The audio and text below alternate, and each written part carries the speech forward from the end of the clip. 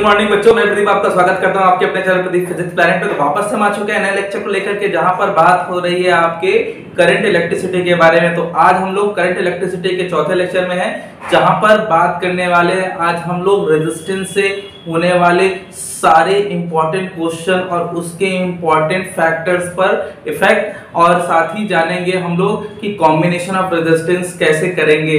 तो बने रहिए इस लेक्चर के साथ। तो चलिए स्टार्ट करते हैं। तो बच्चे मैं बता दूं सबसे पहले कि लास्ट टाइम हमने रेजिस्टिविटी और रेजिस्टेंस दो टर्म पढ़ा, और साथ ही पढ़ा था कंडक्टेंस और कंडक्टिविटी। जैसे रेजिस्टेंस उसका रेसिप्रोकल होता है कंडक्टेंस, वैसे ही रेजिस्टिविटी उसका रेसिप्रोकल होता है कंडक्टिविटी, राइट। तो यहाँ पर अगर मैं बात करूं कंडक्टेंस के बारे में या फिर बात करें रेजिस्टेंस के बारे में, तो रेजिस्टेंस एक ऐसा टर्म है जिसको आप कंट्रोल कर सकते हैं बेसिकली। उसी तरीके से रेजिस्टिविटी के बारे में बात करूं तो रेजिस्टिविटी को कंट्रोल नहीं किया जा सकता, वो नेचर पर डिपेंड करता था। आज हम लोग पहले ये समझ लेते हैं कि रेजिस्टेंस को कैसे कैसे इफेक्ट हम कर सकते हैं फिजिकल अपीयरेंस के थ्रू। तो सबसे पहले मेरे पास एक पहला केस है, पहला एग्जांपल, इसको समझेंगे आप। जो लास्ट क्लास कंप्लीट किए होंगे वही सिस्टमैटिक इस लेक्चर से कंप्लीट कर सकते हैं, ओके। तो अगर मैं बात करूं बीम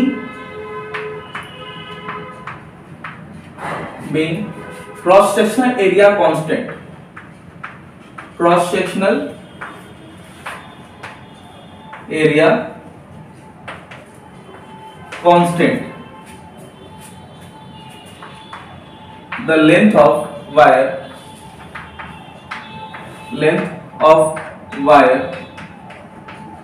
getting twice।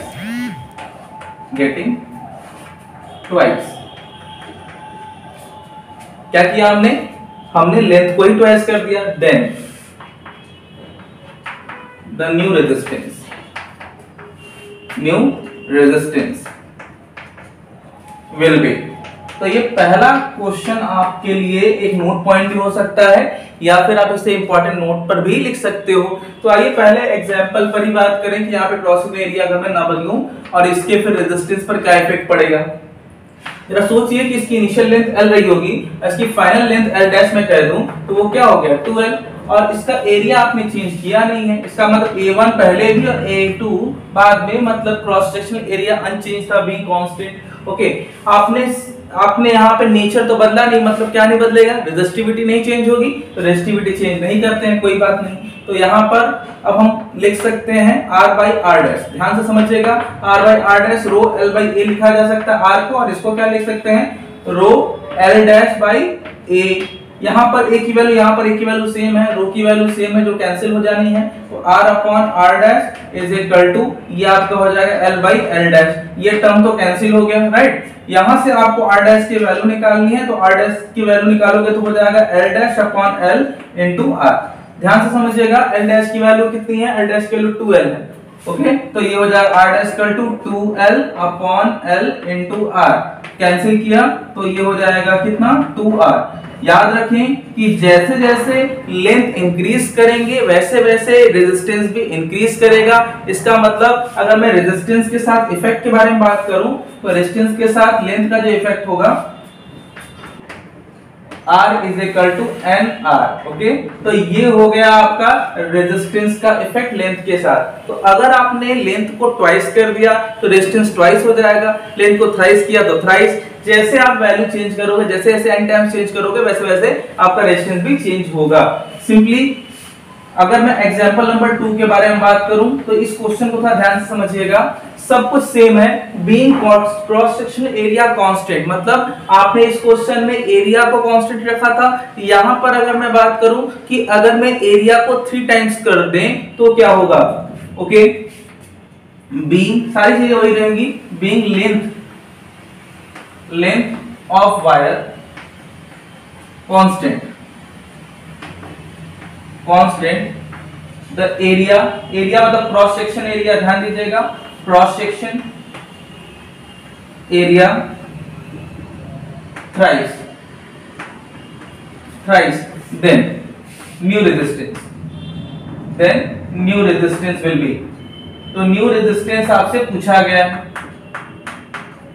थोड़ा ध्यान से क्लियर करें कि अब आप क्या करोगे, लेंथ को नहीं चेंज करोगे तो न्यू जो एरिया है वो क्या है 3a, मतलब कि इनिशियल एरिया का क्रॉस सेक्शनल एरिया का 3 टाइम्स है। ओके, तो अगेन वही काम करिए, r बाई r डैश कर दीजिए यहाँ पर, और यहाँ पे आप लिख सकते हो रो l अपॉन a, और यहाँ नीचे लिख सकते हो रो l बाई a डैश। आपको ये याद तो है ना, ये फॉर्मूला मैं कहां से लिख रहा हूँ, आपको फॉर्मूला लास्ट लेक्चर में मतलब थर्ड में बताया गया था कि r is equal to rho l by होता है। तो न्यू रेजिस्टेंस किस पर डिपेंड करता है, एरिया और लेंथ दोनों पर डिपेंड करता है। रो की वैल्यू जो नेचर है वो तो चेंज हुआ नहीं, आपने केवल उसकी क्रॉस सेक्शन एरिया चेंज करी है। तो लेंथ कट गया, कैंसिल हो गया, और रो भी कैंसिल हो गया ना। अब क्या कर सकते हो, अब आप इसको r बाई r डैश लिख सकते हो, और इसको लिख सकते हो क्या, ये ट्रांसपोज हो जाएगा a डैश बाई a। यहां से आपको r डैश निकालना होगा, तो r डैश इक्वल टू हो जाएगा, ये ट्रांसपोज हो जाएगा, क्रॉस मल्टीप्लाई भी कह सकते हैं इसको, तो हो जाएगा a by a dash into r। यहां r डैश इक्वल टू आप लिख सकते हो a बाई a डैश की जगह पे 3a और साथ में r। अब ये a कैंसिल हुआ, और आपकी वैल्यू जो आ गई finally r dash equal to r by 3। Is it right? तो यहां पर आपको क्या समझ में आया, जो न्यू रेजिस्टेंस होगा वो ओल्ड रेजिस्टेंस का 1/3 हो जाएगा। तो यहां आपको क्लियर हुआ ना कि जैसे जैसे एरिया इंक्रीज होगा वैसे वैसे रेजिस्टेंस जो है वो डिक्रीज होगा। अगर आप n टाइम्स इंक्रीज करते हो क्रॉस सेक्शन एरिया, तो रेजिस्टेंस जो है 1/n टाइम्स डिक्रीज हो जाएगा। अगर मैंने लेंथ को इंक्रीज किया, केवल लेंथ को इंक्रीज किया, n टाइम्स इंक्रीज किया, तो उसका रेजिस्टेंस भी उसी के रिस्पेक्ट में n टाइम्स इंक्रीज करेगा। ध्यान दीजिएगा, यहाँ पे इंडिविजुअली मैंने बात करी या तो लेंथ या तो एरिया। अब मैं बात करने जा रहा हूं, मैं किसी वायर को स्ट्रेच करूं तो क्या होगा। यहां पर आइए इफेक्ट चेक करते हैं। तो चलिए बच्चों, हमारे पास एक एग्जांपल है, इस एग्जांपल से इस नोट पॉइंट्स को भी क्लियर कर लेंगे। ध्यान दीजिए, एक एक एग्जांपल आपके इंपॉर्टेंट नोट के तरह है, तो क्वेश्चन को तो आप देखेंगे ही, साथ ही साथ इस पूरे पॉइंट्स को आप दिमाग में फिट भी करते रहेंगे, क्योंकि इसी से रिलेटेड ही क्वेश्चन आपको स्टार्टिंग में 1 मार्क्स में भी आ जाते हैं, और साथ ही ये कॉम्पिटिटिव एग्जाम्स में तो आते ही आते हैं। तो चलिए फटाफट से एग्जांपल के थ्रू टॉपिक को भी क्लियर कर लेंगे। A conducting wire of resistance capital R is cut into 2 equal parts connected as shown। ये डायग्राम दे रखा है इसका, okay. Find new resistance of conductor. तो क्वेश्चन को ध्यान से डायग्राम से पहले क्लियर कर लीजिए। तो यहाँ पे कंडक्टिंग वायर है जिसका लेंथ L और क्रॉस सेक्शन एरिया A दे रखा है, और इसका रेजिस्टेंस इनिशियल रेजिस्टेंस R दे रखा था। इसको कट कर दिया गया, ऐसे बीच में से ऐसे कट कर दिया गया 2 इक्वल पार्ट में, और इसको इस तरीके से जोड़ लिया गया। लीजिए, तो जब हम इसको ऐसे कट कर देंगे तो ये L/2 हो जाएगा, और क्योंकि आपने कट किया है तो इसका क्रॉस सेक्शन एरिया तो यही था, लेकिन आपने इसको 1/1 एक के ऊपर एक ऐसे अटैच कर दिया। जरा सोचिए, क्या आपने ऐसा कुछ देखा है? तो आपने सिंगल वायर को अगर देखा ही होगा, तो सिंगल वायर को ऐसे अगर फोल्ड कर दिया जाए, ऐसे फोल्ड करके, और इस तरीके से फोल्ड कर देंगे तो लेंथ छोटी हो जाएगी, और ऐसे कट कर दिया दूसरे एंड से तो ये डबल हो गया वायर, तो लेंथ क्या हो गई, जस्ट हाफ हो गई। और यहाँ पर जो क्रॉस सेक्शन एरिया सिंगल था, अब वो सिंगल क्रॉस सेक्शन के साथ एक और क्रॉस सेक्शन आ गया, तो क्रॉस सेक्शन एरिया क्या हो जाएगा, डबल हो गया। तो लेंथ छोटी हुई और क्रॉस सेक्शन एरिया साथ में डबल हो गया। तो आप कह सकते हो कि यहाँ पे क्रॉस सेक्शन एरिया 2 टाइम्स हो गया और लेंथ क्या हो गई, हाफ हो गई। तो अब बताना है कि अब इस सिस्टम में अगर यहाँ से करंट का फ्लो दिया जाए तो उसके लिए रेजिस्टेंस इस सिस्टम का क्या होगा, ये सिस्टम जो कि डबलिंग करी गई है। आइए देखते हैं तो सॉल्व कैसे करेंगे बच्चों। तो देखिए सिंपल है, कोई बहुत बड़ी बात नहीं है। न्यू लेंथ, यहाँ पर न्यू लेंथ क्या होने वाली है, न्यू लेंथ हो जाएगा आपका देखिए L/2। ओके, तो सिस्टम का L/2 हो गया, और जो एरिया होने वाला है सिस्टम का, इस पूरे सेक्शन का, ये हो जाएगा A and A finally 2A, not square बच्चों, ये हो जाएगा 2A। तो अब आपको पता चल गया कि जो नया रेजिस्टेंस है इस सिस्टम का, वो कि इस लेंथ और इस क्रॉस सेक्शन पर डिपेंड करने वाला है ना। तो इनिशियल रेजिस्टेंस क्या होगा, तो इनिशियल रेजिस्टेंस आप लिख सकते हो R is equal to rho L/A, ये हो गया इक्वेशन नंबर 1। और फाइनल रेजिस्टेंस क्या होगा, फाइनल रेजिस्टेंस जो कि इस पर डिपेंड करता है वो हो जाएगा रो, क्योंकि नेचर तो चेंज हुआ नहीं, और लेंथ क्या हो गई, हाफ हो गई, तो L/2, और क्रॉस सेक्शन एरिया डबल हो गया। तो फाइनली आप इसको क्या लिख सकते हो, यहाँ पर ये डिनोमिनेटर 2, ये 2 आपस में मल्टीप्लाई हो जाएंगे, तो क्या हो जाएगा रो L/4A। फाइनली ये हो गया आपका equation number 2। Equation number 1 done, equation number 2 done. देखिए मैंने लिखा नहीं, आप इसको क्लियर कर लीजिए कि R डैश की वैल्यू ये आ गई। फाइनली आप R डैश अपॉन R कर दीजिए। नाउ आप लिख सकते हो second upon first. Okay, second upon first करोगे तो क्या वैल्यू मिलेगी, रो L/4A अपॉन ये वाली वैल्यू जो कि इक्वेशन 1 है L/A। जो जो टर्म कैंसिल होंगे, रो कैंसिल हो जाएगा, term L cancel, A cancel, finally आपको मिलेगा 1/4। ओके, यहाँ से R डैश की वैल्यू क्या मिल जाएगी, तो यहाँ से R डैश की वैल्यू आप लिख सकते हो R dash is equal to, ये आपका हो गया R/4। तो याद रखेंगे कि जैसे ही अगर हमने कंडक्टर को हाफ किया और दोनों को आपस में कनेक्ट कर दिया तो रेजिस्टेंस जो है वो इनिशियल रेजिस्टेंस की 1/4 हो जाने वाली है। बात क्लियर है? बहुत ही इंपॉर्टेंट क्वेश्चन, एक सेकंड भी है, आइए उसको भी देखते हैं। देखिए क्वेश्चन क्या है, पहले ध्यान से समझ लीजिए। Resistance of conducting wire is capital R, जो कि इनिशियल रेजिस्टेंस है। Now its length is made n times bye stretching it, find new resistance of wire. याद रखेंगे कि अगर आप इसे स्ट्रेच करते हो तो स्ट्रेच करने से इसकी वॉल्यूम कभी नहीं चेंज होगी। वॉल्यूम चेंज नहीं होता, क्या चेंज होता है? लेंथ जो है वो चेंज होगी, क्रॉस सेक्शन एरिया चेंज होगा, वॉल्यूम चेंज नहीं होगा। आइए देखते हैं कि क्या होने वाला है। फिलहाल के लिए आपको पता है कि सॉल्यूशन करते समय आपको पता है नेचर चेंज नहीं होगा, वॉल्यूम चेंज नहीं होगी। तो volume before stretching is equal to volume after stretching।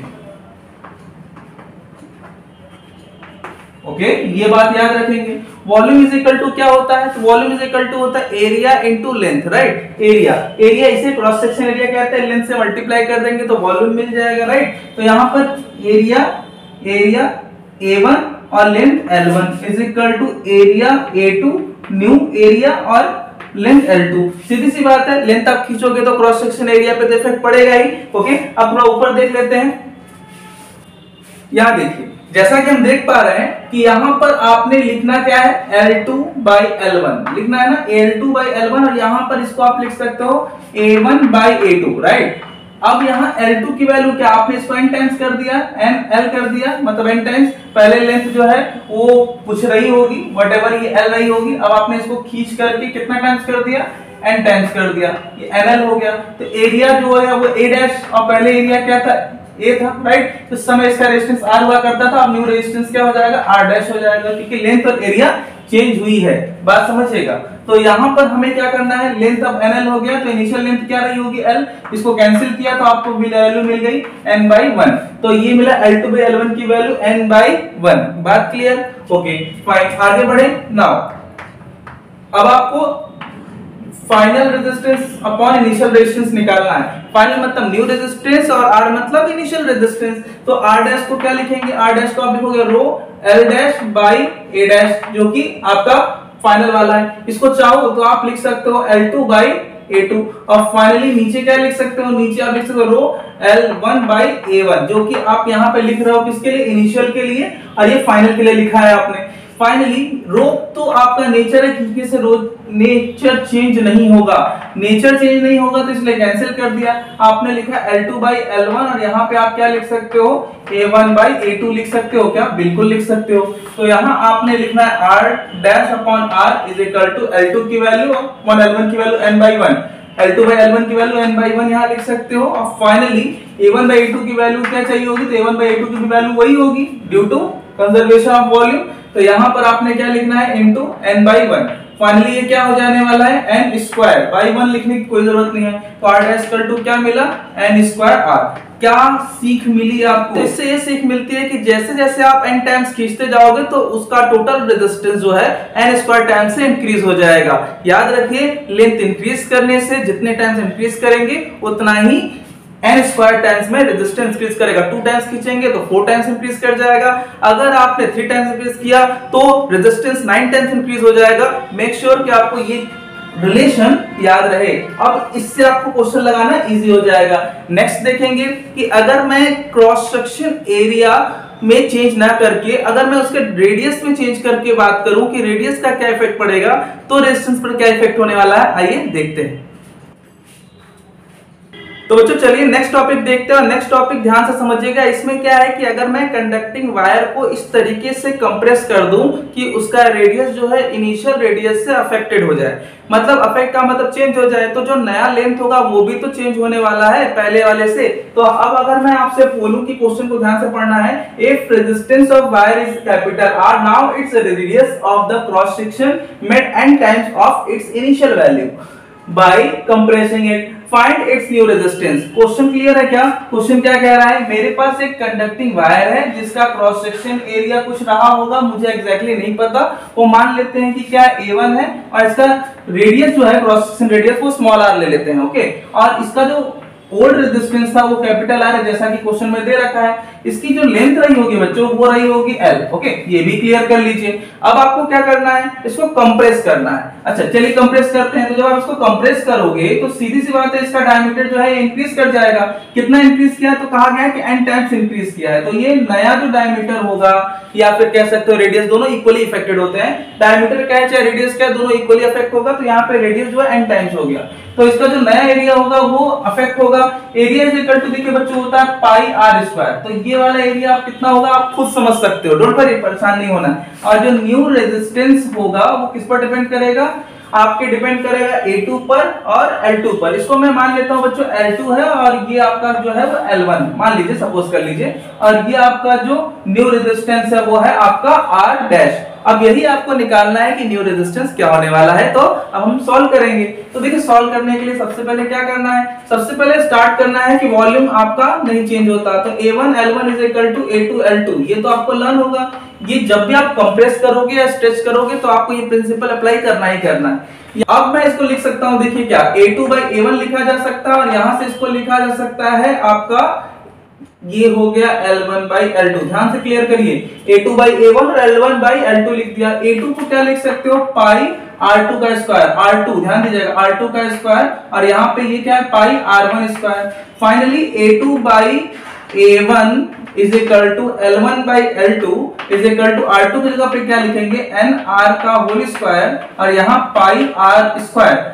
ये कैसे हो गया, जैसा कि क्वेश्चन में दे रखा था, ये आपका जो न्यू रेडियस है वो NR है। ओके, यहाँ पे अब आप A2 by A1 की वैल्यू और L1 by L2 की वैल्यू जो है वो मिल जाएगी आपको। देखिए सारे टर्म कैंसिल होंगे, n स्क्वायर बाई देखिए नीचे 1 बच रहा है। ये बात क्लियर कर लीजिए, इसको आप दे दीजिए इक्वेशन नंबर 1।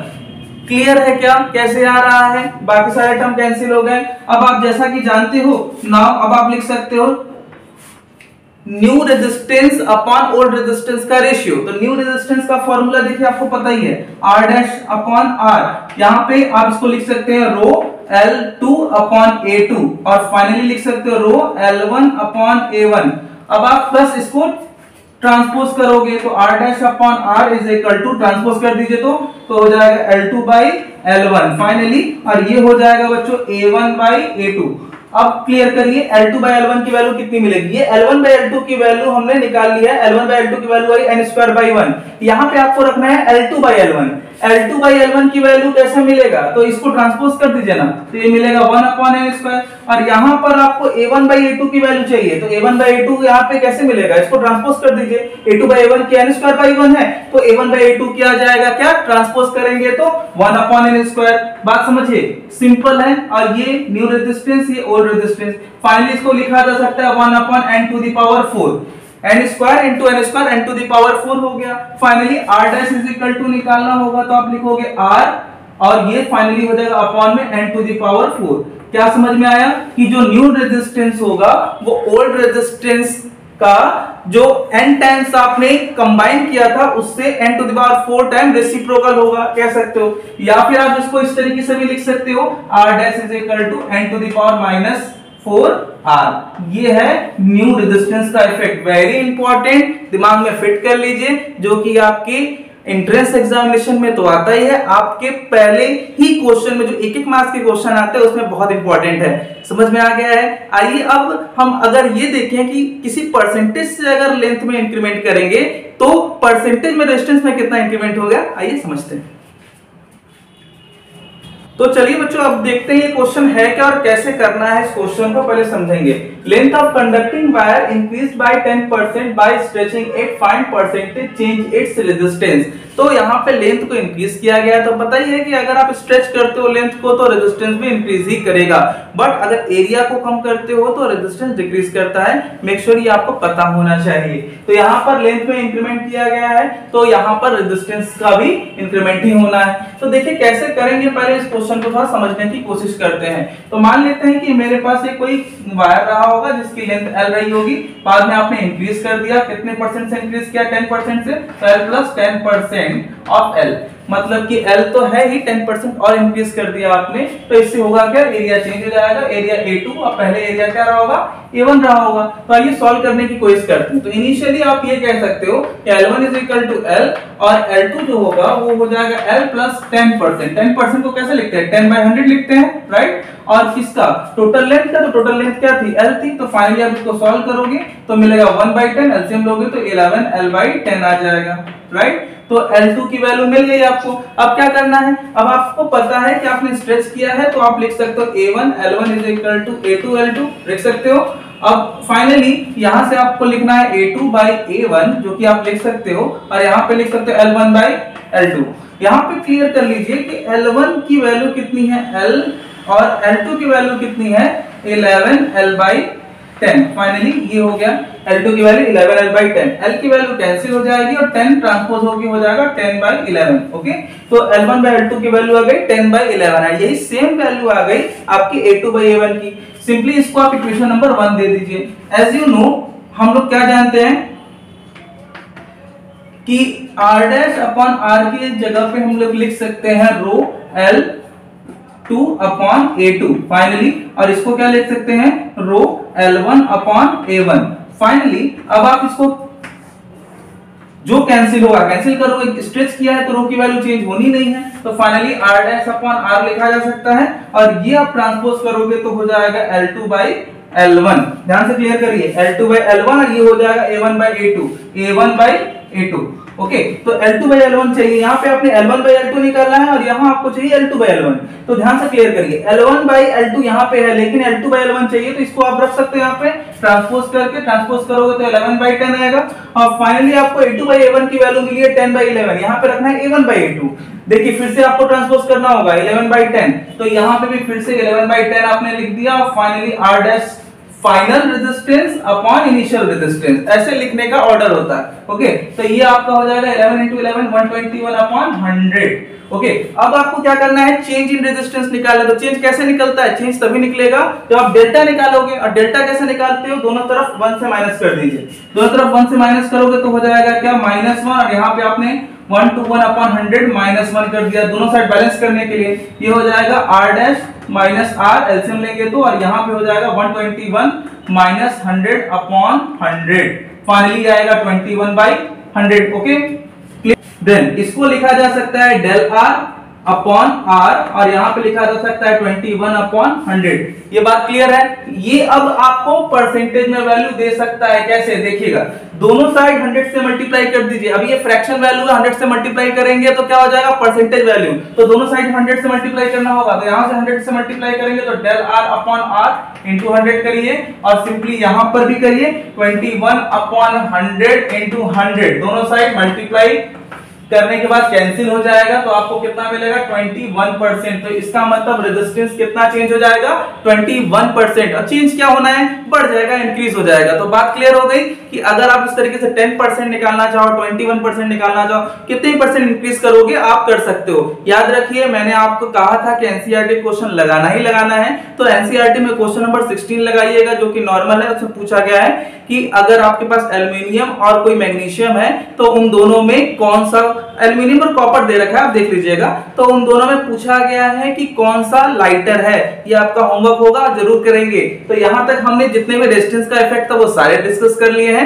अगले क्लास में बच्चों हम लोग बात करने वाले हैं कि टेम्परेचर का इफेक्ट क्या होने वाला है किसी वायर के रेजिस्टेंस पर, और साथ ही जानेंगे कि रेजिस्टिविटी पर क्या इफेक्ट होगा, और कॉम्बिनेशन ऑफ रेजिस्टेंस भी जानेंगे। तब तक के लिए आज हम लोग यहीं पे समाप्त करते हैं। अपना ख्याल रखेंगे। जय हिंद।